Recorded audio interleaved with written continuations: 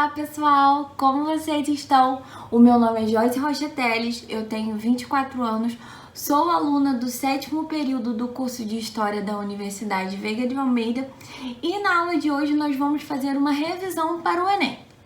Nessa revisão, nós vamos falar sobre a história do tempo presente e iremos analisar os aspectos relacionados ao fenômeno do terrorismo na contemporaneidade, incluindo os movimentos migratórios e os choques entre diferentes grupos e culturas, tá?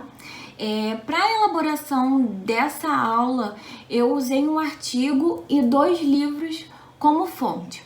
O artigo se chama Guerra ao Terror, Aspectos Ideológicos do Contra-Terrorismo, do Frederico Costa e do Rodrigo Setúbal. E os livros são O Choque de Civilizações e a Recomposição da Ordem Mundial, do cientista político Samuel Huntington, e o livro Orientalismo, o Oriente como Invenção do Ocidente, do intelectual palestino Eduard Said. Bom, para a gente entender a conjuntura do terrorismo na atualidade, nós temos que entender primeiro o que é o terrorismo. Quando a gente pesquisa no Google, a gente se depara com 2 definições.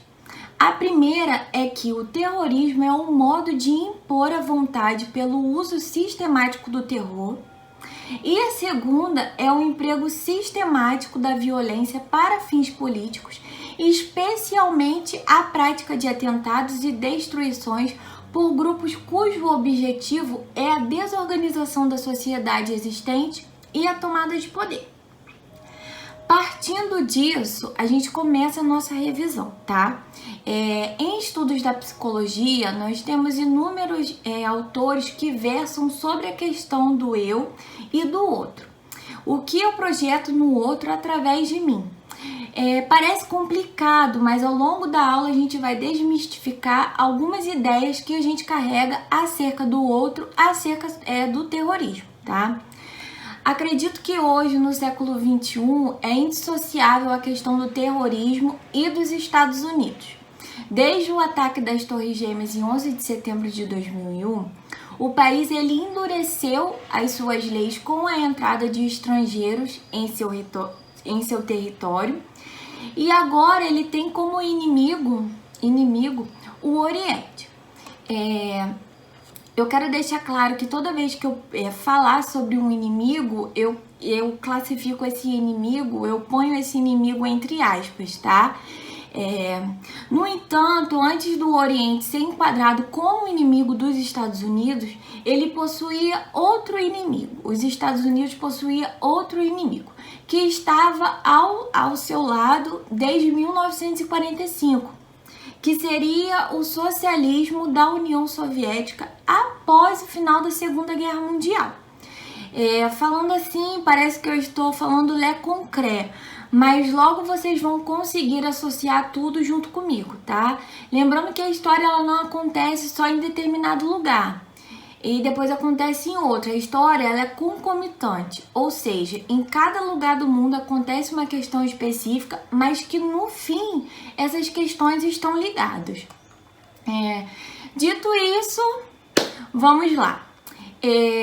Agora vamos nos teletransportar para o ano de 1945, o final da Segunda Guerra Mundial, onde os Estados Unidos se uniu à União Soviética na luta contra o nazifascismo da Europa. Com a derrota dos estados autoritários pelas mãos do Exército Vermelho, que era o exército da União Soviética, os Estados Unidos começam a se sentir amedrontados pelo prestígio e a projeção mundial que a União Soviética iria ter.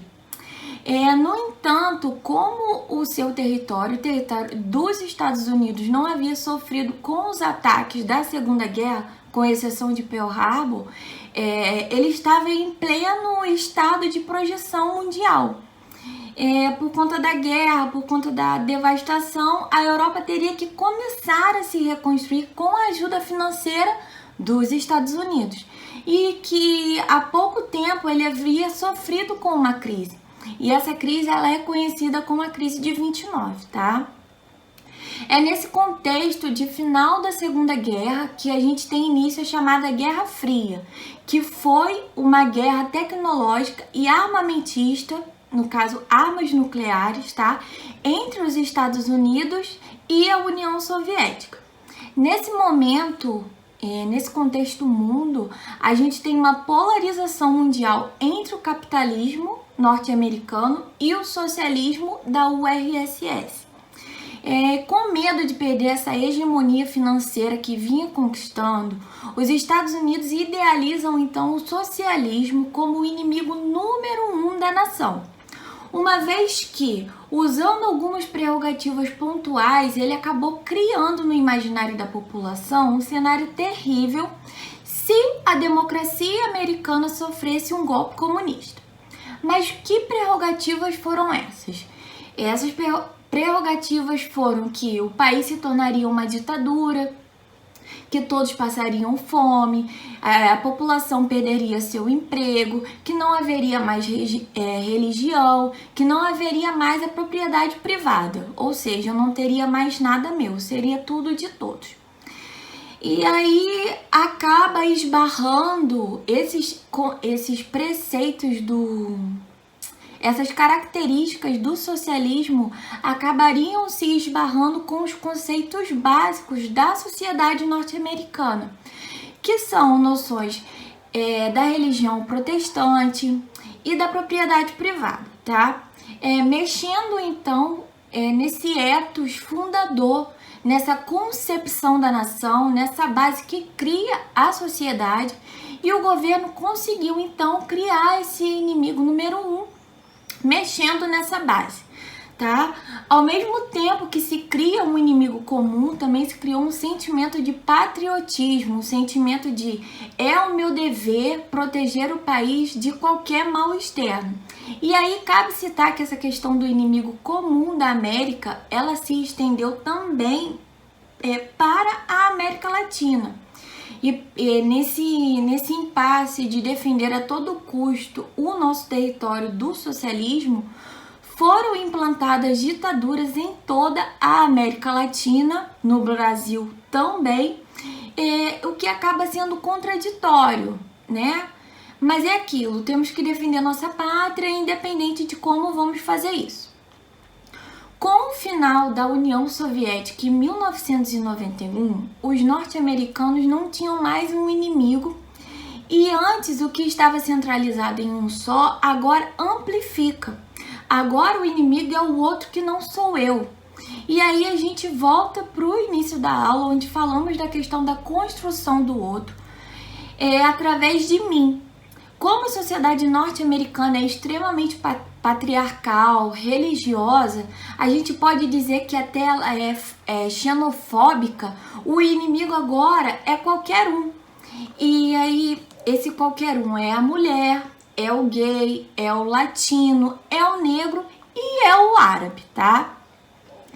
Essa briga com o Oriente que a gente vê não é de hoje. Essas questões elas se esbarram desde a expansão do Império Otomano, do Império Japonês e do Império Chinês em algumas partes da Europa.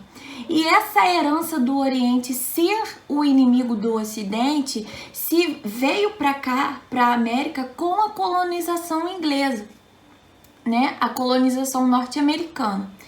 E aí esse projeto de tentativa de hegemonia ocidental por parte da Europa e por parte norte-americana acaba esbarrando com a potencialidade do Oriente, principalmente o Japão e a China. E por conta de grande quantidade de petróleo no Oriente Médio, nós temos um grande interesse dos Estados Unidos de controle nessa área, né? E dos conflitos que ali existem. O Oriente é uma construção do Ocidente. Como assim, Joyce? O autor Edward Said, que é um inteligente palestino, ele fala que na visão do ocidental, o Oriente é o outro, é o desconhecido, é o não confiável, é o feminino. E aí eu abro um parêntese onde a gente pode ver novamente uma projeção norte-americana do sexo feminino como um inimigo, como um imprevisível, prestes a atacar.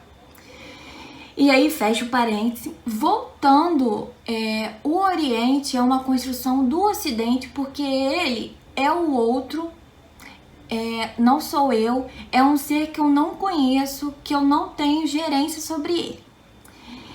E aí, nesse momento em que o Ocidente está preocupado com o socialismo, o Oriente Médio está preocupado com as políticas que estão se desenvolvendo dentro dele.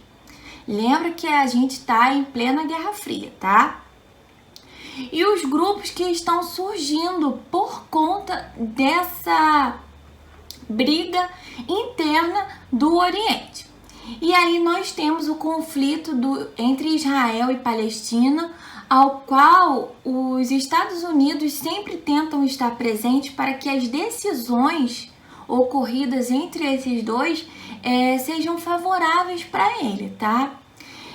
Uma curiosidade é que os ataques terroristas acontecem sempre em países democráticos que de alguma forma estão atrapalhando as decisões de política interna do Oriente.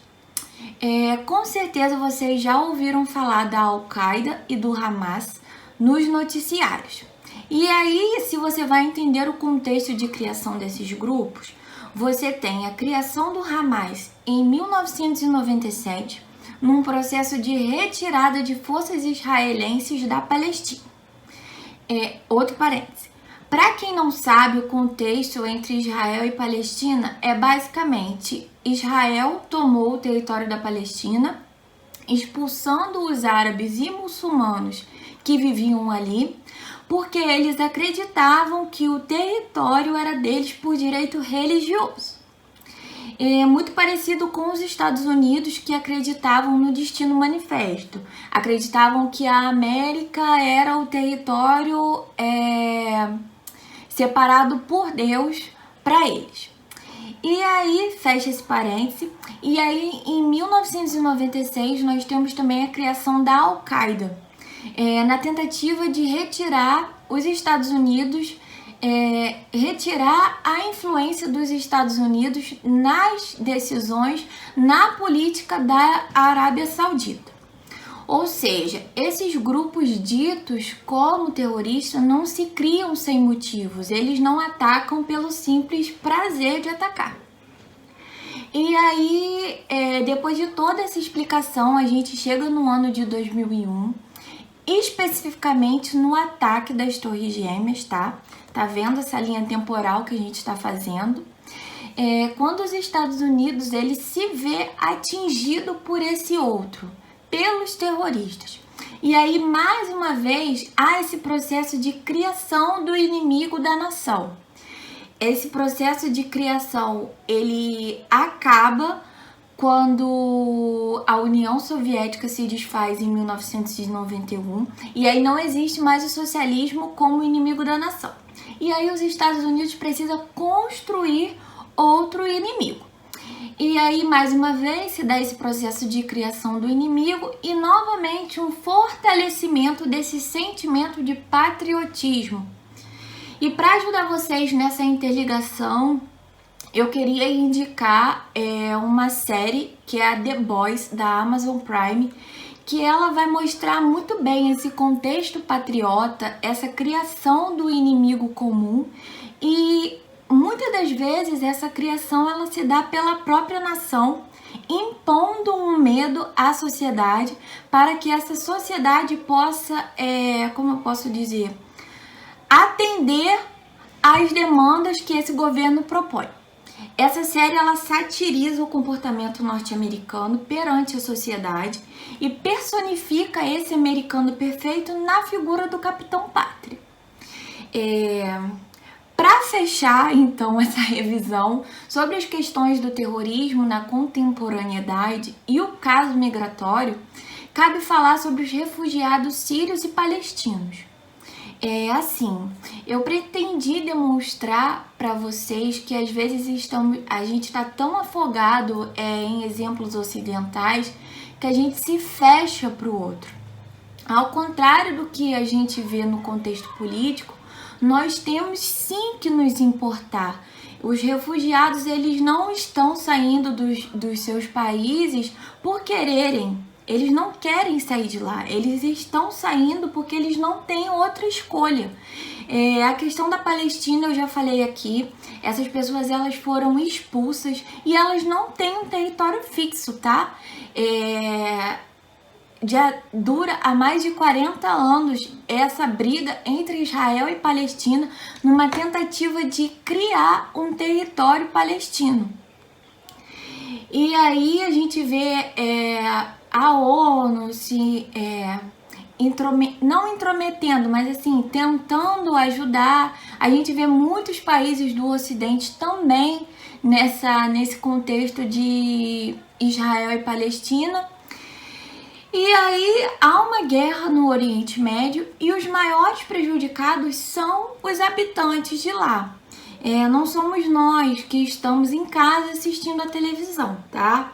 Teve um caso no jornal que provavelmente vocês se lembram, ano passado, de um refugiado sírio que estava em São Paulo vendendo esfirra e um morador de São Paulo insultou o vendedor, dizendo que esse vendedor era uma coisa ruim para a sociedade paulistana, que esse sírio, esse palestino, ele iria roubar o emprego de quem estava ali na sociedade, que todos os árabes eram terroristas. Enfim, há uma necessidade de conscientização do outro, tá? Será que é tão chocante assim um outro que pratica uma religião diferente da minha, que fala uma língua diferente? Com esse questionamento eu encerro a revisão de hoje, tá? Espero que vocês tenham conseguido desmistificar alguns conceitos que foram entranhados na nossa educação ocidental e desejo uma boa prova para vocês. Tchau, tchau!